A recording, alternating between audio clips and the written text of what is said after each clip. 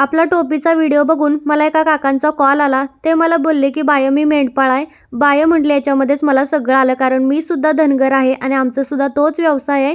तर त्यांना म्हटलं काका बोला काय काम होतं. तर ते बोलले की अगं मला माझ्या नातवासाठी टोपी शिवून पाहिजे. मला वाटलं साधी टोपी पाहिजे. तर ते म्हटले टोपी नाही गं, गुंची पाहिजे, गुंची. त्याचा खरा शब्द खरं तर कुंची असा आहे, पण मेंढपाळ लोक आमच्या इकडं असं गुंचीच म्हणतात. मी सुद्धा गुंचीच म्हणते.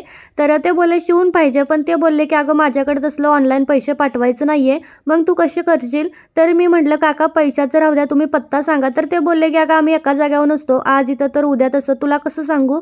तर मी म्हटलं आता कुठे आहात तिथं सांगा. ते म्हटले आता सध्या लातूरला आहे. मग मी म्हटलं तुमचा घरचा पत्ता द्या.